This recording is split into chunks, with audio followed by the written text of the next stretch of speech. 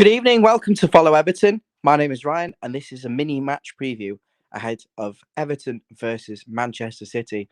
Look, I know it's very late, but if you're like me, you're thinking about the clash Goodison Park tomorrow. There's been a lot of Premier League football today on Boxing Day, but really all eyes are on Everton's game against Manchester City. Now, we do have to give some pretext to this. Today on Boxing Day, Luton won, which has put a little bit of pressure on Everton. Burnley lost to Liverpool. Very narrow defeat, actually. Burnley were close to coming back into the game quite late. And also, what were the other? Nottingham Forest managed to beat Newcastle away from home. What an amazing result that is. So, I mean, there's a little bit of pressure on Everton coming into this game against Manchester City tomorrow. We lost to Spurs, although that was, in my opinion, absolute robbery. We were knocked out of the Carabao Cup to Fulham on penalties. So technically that's a draw and you went out on penalties. But we need to bounce back against Manchester City. And, they've been away in Saudi Arabia playing in the, I think it's is it the Club World Cup? I did think they win that as well. So, they'll be coming back sky high full of confidence. But with all that travelling and with all the festivities and you see some of the crazy results you get around this sort of time of year, I'm quite confident going into this game that Everton can get a positive result. Now, I think it's going to be really difficult. I don't think we're going to have a lot of the ball, but when we do get it, I think the things that Everton are really good at are going to be things that Manchester City really don't enjoy. So our set pieces, the way we press, the way we force errors, and we love to play in transition and put teams under pressure with a direct style. At times now, we saw against Spurs, Everton can absolutely play football as well. If you leave us a high line and you leave us space, we'll cause you some problems. And I think on another day against Tottenham, we would have won that game. We'd have won that game or at least got a point. I mean, you saw how close we were with that Danjuma strike late on to getting a point. But I'm actually feeling quite optimistic because if Man City play very similar to Spurs do and leave a very high line and overcommit a lot of players forward, I think Everton can punish them. I think we've got quality now on the counter attack. I think we've got a very rounded capabilities, and by that I mean we can press, we can drop off, we can get crosses in the box, we can play on the counter, we can play pressing style, we can play in transition. We've got a bit of everything about us, so we can cause Man City some problems. In terms of our own team news, though, we are a little bit hampered with injury at the moment. Abdoulaye Doucouré, who was out for a month. That was the news that I got told very recently. So he'll still be, I think, a week to 2 weeks away from making an impact. He'll be too soon for this game. And Garner Gay looks like he's got a bit of a nasty injury at the moment. So, I mean, he wouldn't be in my first 11 anyway, but Garner is also out. Not sure on Delhi. Do we know if anyone in the comments the status on Patterson? Sorry, not Patterson. Seamus Coleman and Ashley Young, because I don't think that would change my team, but I'd be interested to know whether they're back and available. But apart from that, I think the team really does pick itself. I mean, you can't really argue with their last sort of 75 minutes against Spurs and certainly Andre Gomez, who came into that midfield. And I think he's another player. If he can stay fit, he can have an impact. Is it too soon for him to play potentially another 90? Well, he didn't play 90 minutes the other day, but he played a lot of the game. Can he play 90 minutes against Man City? I'm not so sure. And we're not going to have a lot of the ball against Man City, and that is going to be the key, issue here. We're going to be chasing our tails. Now, I'm really interested to know whether Sean Dyche is going to play more of a low block or a mid block and let Man City come on to us and then try and win the ball and spring counter attacks, or are we going to press? Are we going to push onto them? Because Man City are so good at playing out of a press. When you do that, I just think we'll leave ourselves overly exposed in midfield. I think we'll leave ourselves in a lot of 1v1 situations. And I know we've got better players for dealing with that now in Branthwaite, for example, at centre half. I just worry that would be bread and butter for Manchester City. So what do you think in the comments? Do you think we're going to go and press onto Man City and go and try and pin them upfield? Or do you think we'll sit off them and try and hit them on the counter? Or do you think it'll be a bit of both, where we'll initially try and press, but then we'll drop back into a shape quite quickly if that doesn't work? Be intrigued to know what people think. In the comments, we've got David, Paul, and Peter and Colin. Thanks for coming on. I know it's really late. There's more for people watching back tomorrow, to be honest, but I'm glad there's a few of you dropping in. Dyche is ill. Guy should see a doctor. Paul is saying Delhi available for the Villa game. I think, Paul, what do you think about that? I mean, it's suspicious that he's coming back into the fold just a few weeks away, well, a few days away from January when he's available for a sale, isn't it? It's all a bit sus as far as I'm concerned. I know that's quite cynical, but I'd love to see him back involved. And I think Dyche, if anyone can get a tune out of Delhi, it will be Dyche. He'll make him come good. I'm pretty confident. Yeah, Peter's right. I mean, that's exactly what I was saying before, Pete. You know, they've had a lot of traveling over to Saudi Arabia, I believe. You know, and with Christmas as well, I think City are not going to be at the races. I don't expect them to be 100%. And I think Everton, under the lights. Good evening, Chris. Everton under the lights can pose them some real problems. Now, I'll give you my team. We'll talk a little about tactics. Give us your teams as well.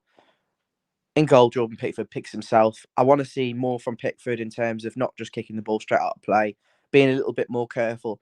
And against someone like Man City who press exceptionally well, just as well as they attack, let's not play stupid sort of chipped balls into our left back or our right back where they're immediately under pressure. You know, let's be sensible with it. And Pickford needs to use his all of experience there. Into the defence, and Mikalenko again, he's been absolutely brilliant. He's defending superbly, and I think he's going to need to be really, really good against potentially Phil Foden or Jack Grealish, or they've got another player who's just come in. I can't remember his name off the top of my head. He's a fast winger. You know, he's you have the names at the tip of my tongue. And you know, for centre half for Everton, Tarkowski and Branthwaite absolutely pick themselves. You know, what Branthwaite brings to this team is an ability for us to defend 1v1 and to play a higher line. Whether we'll do that against Man City, I'm not so sure, but we are capable of squeezing up. We are capable of pushing onto Man City and making it terrible for them. I'm just not sure which approach he'll go for. Right back, Patterson's not putting a foot wrong as far as I'm concerned. I think he stopped a certain goal against Spurs.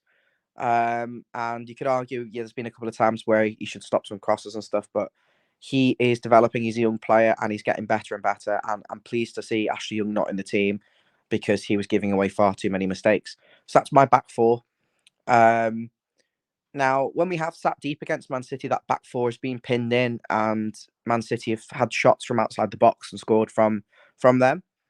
So we have to be careful that we don't leave too many spaces. So if we are dropping, there can't be a lot of space between midfield and defence. And if we are squeezing up, we've got to keep those spaces nice and tight.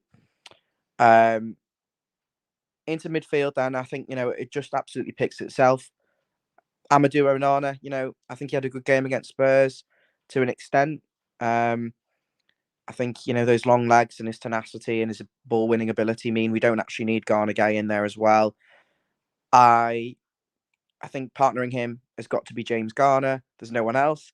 But I think those two are my preferred central midfield partnership anyway. And James Garner's ability to win the ball back and his tenacity and work rate. And he's intelligent as well. He understands what positions to pick up. I think he'll read the danger really well when Man City have those overloads.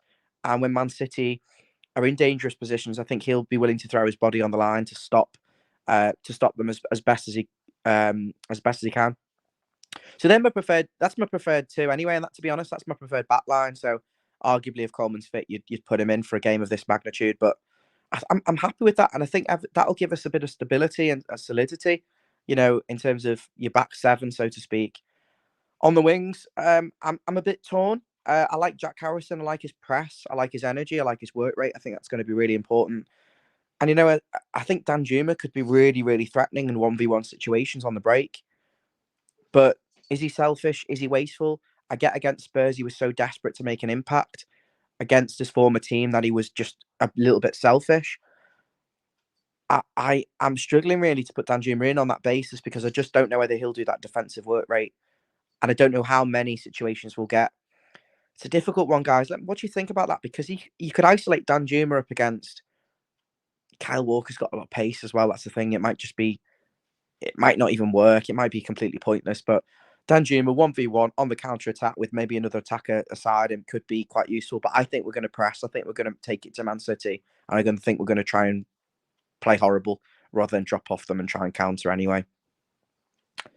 Um, so what I'm going to do, I'm not going to start Danjuma. I'm going to go with McNeil on the left. I think he's had a bit of good form. Wasn't quite there against Spurs, but in recent games, he's played really well. So McNeil is going to need to cover Mykolenko. He's going to need to get back, but he's also going to need to contribute at that top end. And a goal, please, or an assist, or just a little bit of quality and not too predictable. I think he's going to need to win us a lot of corners, running down that left wing, forcing the corners, forcing mistakes. He's going to be really pivotal, and Danjuma can come on late in the game. So number 10, listen, the team picks itself because we haven't got a lot of players, and it's Andre Gomez, and he's going to drop in and make it a 3 in midfield. You know, without as much responsibility on him to win the ball back in dangerous positions and give away free kicks. I think he can knit play together. He can drop off and let runners go beyond him. His left and right foot. He can score a goal. I mean, I'm surprised it was only his second Everton goal, the other day, because he's got ability. You know, technically, he reminds me a bit of Arteta with that kind of silky composure and his ability with 2 feet. He's going to come on leaps and bounds. I'm happy with him. I think he was fantastic against Spurs, and he's going to come in to that team as a number 8/10. It could end up dropping into a 3. Is he carrying a knock? I don't know who else can go in there, to be honest, though. The other option is Harrison, and then Dobbin comes on, but I wouldn't be starting Dobbin in this game, guys. I've answered the question there. Gomez carrying a knock. I'm not so sure. A bit of criticism for Patterson again. There's no option there, Chris, unfortunately, and that was the player I was looking for, Doku. Paul, I think McNeil. That the only thing with that is he's a little bit predictable with his left foot. You know, can he go both ways? It's not a bad suggestion, not a bad suggestion at all. But it does mean Danjuma or Dobbin playing, and I'm not sure he's going to go with either. Just before I finish my team, well, I'll finish my team first, then I'll come back to these comments. So Harrison on the right, again, just the press, the tenacity, works hard. I think he's really good when we push up. I don't know whether he's as good when we drop off teams. He kind of loses his runner, but when we push up and press, I think he makes it horrible for opposition. And I certainly would be buying him. I think he's as good as anything we've had in recent times as a squad player, if not a starter. And up front, this is a contentious one. Thing is, Calvert-Lewin's he's contributed massively to the wins that we've had and even the performances against Spurs where he scored, technically, in my opinion. But are we going to have a lot of the ball? Are we going to be playing a lot of counter-attacks and hopeful balls into the channel where we're going to need a little bit of pace? You know, there's a real good argument there to play Beto, as Chris is going with here. He wants to see Beto played. You know, against the high line, you could argue Beto and Danjuma would be the perfect fit with McNeil as the 10, even. It's a really tough call, and we haven't got that many players. But I think I'm going to stick with Calvert-Lewin. I just think tried and tested in a game of this magnitude. And I really don't think there was an awful lot with that team, wrong with that team against Tottenham. And against Fulham, we were a bit shit, but I think Calvert-Lewin will know more than anyone that he's got into really good chances. He's got into really good positions. He's hit the target a lot of the time, and he's kept the headers or the shot too close to the keeper. You know, he'll know he'll be putting pressure on himself to make sure that changes. And I'm confident he'll come good with the finishing as well. And I'm going to back him for this one more game, although there is a genuine tactical reason to play Bato and Danjuma in this match. There's genuine arguments for this. So tough, but this is what Dyche's got to do. Set pieces are going to be absolutely huge. I don't want to see what we did against Fulham, which is the short corner, short pass, and then hoof it. I want to see us good and direct, block the keeper off, put them under pressure, get loads of players in the box for these set pieces, make it horrible. They're going to try and stop Tarkowski because he wins every header. So, you know, can we mix it up a little bit? But I'm confident that Everton will nick a goal from in this game, possibly even 2. Certainly from a corner. I think we'll get a goal from a corner. I think we'll get another on the counter-attack late. I'm going for a 2-0 Everton win. Give us your predictions. But we're going to need Man City to have an off game. We're going to need Everton to have an on game. I'll be honest, my research has been terrible. This is so impromptu. Do we have in the comments any update on Kevin De Bruyne and Erling Haaland? That's what I want to know. But either way, track the runners. Let's not make silly mistakes. Let's not put our players under pressure. Garnegay, you could say, is a miss in terms of ability to break up the play deep, but I think we've got enough with those two in Amadou Onana and Garnegay. How can we impose ourselves on the counter-attack? How can we get enough players forward to put City under pressure? Can we frustrate them? Can we stay in the game? Can we make them overcommit a lot of players and then expose the amount of players they bring forward? Do we have the players and the pace to get forward and expose them on the counter-attack? Can we take our chances finally? Because we seem to be giving up. So, we waste so many chances with the finishing. We've got to take our chances. So that was my team. That's my prediction. I'm pretty relaxed about this game. The reality is we're not all expecting to get something, but I'm mildly optimistic tomorrow that we can get a result, a positive result. Stay in the game. Not give City too many silly chances. When we get the ball on the counter-attack, can we get numbers forward? Can we expose City when they commit loads of players forward? Can we expose the high line? Can we press when we can and force mistakes and win the ball back high up the pitch without getting overly exposed? Can we win the first and second duels? I think if the answer to these things is yes, we'll get a positive outcome. I think if we sit off City, they pass around us, find gaps. I think it'll be a difficult afternoon. I think it'll be like that first 20 minutes against Spurs when they just played around us. So Chris is going forward and fouls McNeil for a penalty. Give us your predictions, guys. Colin saying, I would take a draw. Me too. Me too, Cole. I'd take a draw. And on that note, I hope you've enjoyed this mini sort of rambling thoughts on the game tomorrow. Of course, if you're new here, you know what to do. You subscribe. If you're already subscribed, you can turn the notifications on and like the video. If you want to go a step further and you love the channel and you want to help us financially, you can become a Follow Everton VIP. We've got a couple of them already. You don't get an awful lot for your money, but the idea behind that is it will improve the quality of the stream. We want to do some 1080p streaming, and the platform charges like $400 a year for us to do that. So, we're providing free content. Chip in, help us out by doing that. Go to youtube.com/follow Everton/join on a laptop or on your phone. But it can't be your YouTube app. And I think it's like $2.99 a month we set it up as. And you get a nice little you nicely get a like on by your name like that, like Chris has got. I think we lose 2-1. And we prioritize the comments, and you'll actually display on our YouTube homepage. There's a members tab. Once we reach 8 members, we get like a tab, and you'll be like highlighted on there as a VIP. So it's quite nice. And I know some of you can't afford it, and we do appreciate that. We don't see you any less. We love you all. I'm grateful for your support, but I just thought I'd mention it. Peter saying Erling Haaland is practically like a mountain from Game of Thrones. Yeah, he's an absolute monster. I think, will he go on Tarkovsky or will he go on Branthwaite? I think both of them have got the capabilities of dealing with him. But the thing is, he's got such a varied game. He can go in behind you. He can go to feet. I think he's quite left-footed.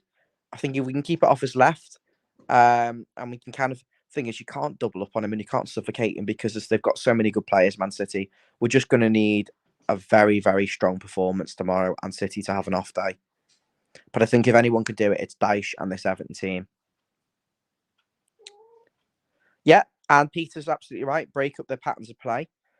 Well, how can we do that? We've got to be prepared to... Who's the ref? This is a good question. We've got to be prepared to, foul them, in good areas and stop momentum. And, if we are playing for a draw or we get ahead, I think it's got to be, fake injuries and take your time over the throw-ins and a bit of shithousery and rub them up the wrong way and anything to just disrupt them, because City are capable of just passing you off the park. To be fair, I think we can play a bit of football as well. And City will not be looking forward to playing us tomorrow. And on that bombshell, it's nearly midnight here in the UK. So I'm going to wrap things up, and hopefully we'll have a nice positive result tomorrow. I think it's Martin on post match tomorrow, so I will check in with Martin and make sure. But tune in. That'll be really exciting to see. Take care.